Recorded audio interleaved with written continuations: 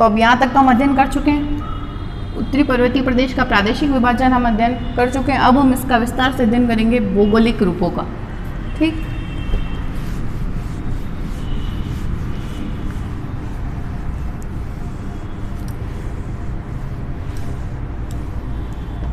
अब इसका फर्स्ट भाग हम लेंगे ट्रांस हिमालय।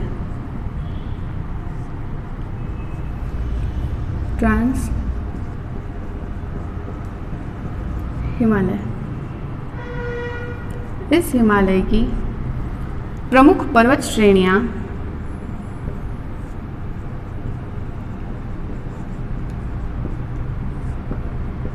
इस तरह से हैं। प्रमुख पर्वत श्रेणियों में इसमें आएगा काराकोरम पर्वत श्रेणी, लद्दाख पर्वत श्रेणी, जास्कर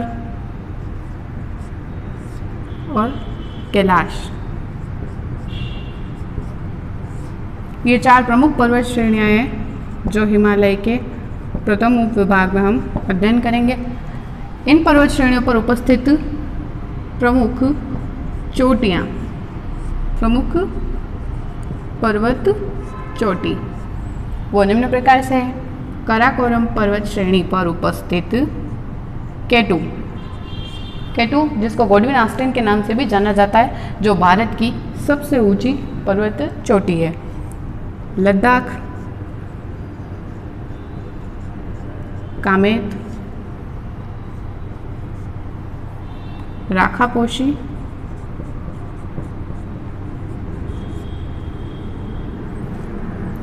और कैलाश पर्वत श्रेणी पर उपस्थित सबसे प्रमुख चोटी कैलाश चोटी ही है।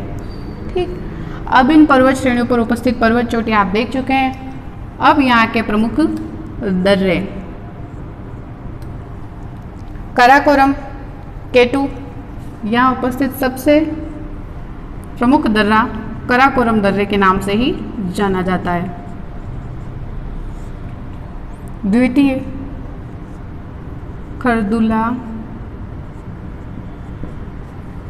पेंसिल्ला, इस दर्रे का नाम खरदुला पेंसिल्ला दर्रे के नाम से जाना जाता है। तृतीय बोखरचू,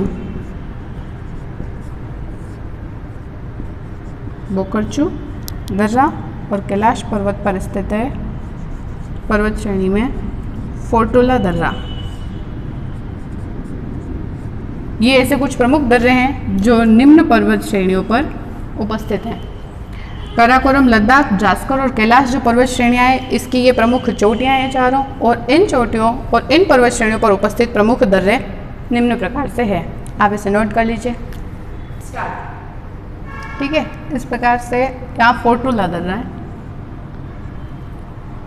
ट्रांस हिमालय की अन्य विशेषताओं में हम पढ़ चुके हैं। केटू जो भारत की सबसे ऊंची चोटी है वो ट्रांस हिमालय में उपस्थित है, जिसकी ऊंचाई हम 8611 मीटर। विश्व का सबसे ऊंचा हिमनद सियाचिन हिमनद भी यहीं स्थित है। सियाचिन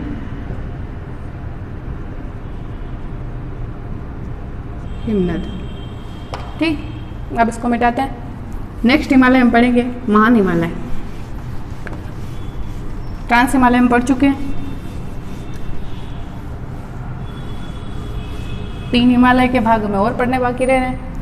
नेक्स्ट हम पढ़ते हैं महान हिमालय, जिसके उपनाम हिमाद्री हिमालय, उप हिमालय के नाम से भी जानते हैं। महान हिमालय में विश्व की सबसे ऊंची चोटी, विश्व की सबसे ऊंची पर्वत चोटी माउंट एवरेस्ट,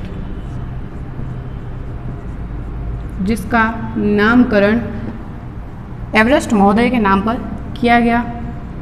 8848 मीटर की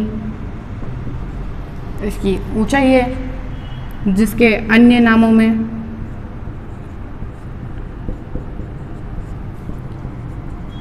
सागरमाथा, नेपाल में इसे गौरीशंकर,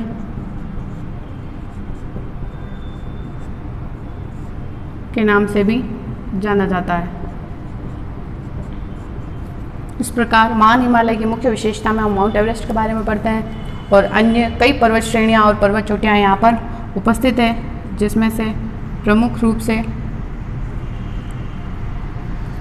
नेक्स्ट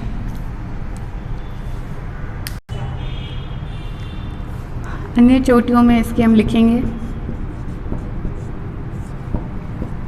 मकालू, नामचा बरवा, नामचा बरवा और नंदा देवी। ये इसकी अन्य प्रमुख चोटियां हैं जो इन नामों से जानी जाती है। नेक्स्ट हम पढ़ेंगे अब आगे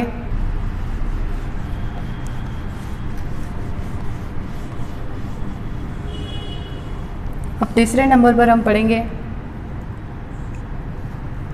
ट्रांस हिमालय पढ़ चुके हैं हम, महान हिमालय, और अब आएगा लघु हिमालय।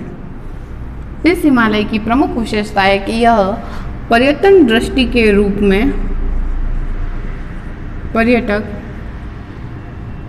पर्यटन की दृष्टि में बहुत ही महत्वपूर्ण स्थान रखता है। पर्यटन की दृष्टि से प्रमुख क्षेत्र जो यहाँ उपस्थित हैं उनमें प्रमुख है कुल्लू मनाली,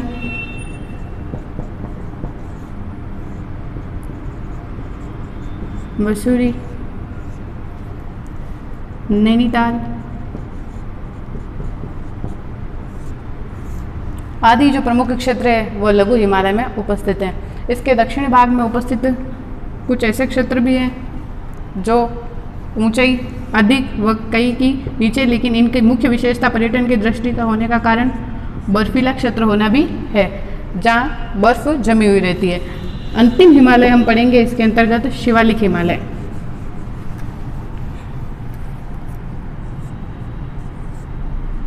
शिवालिक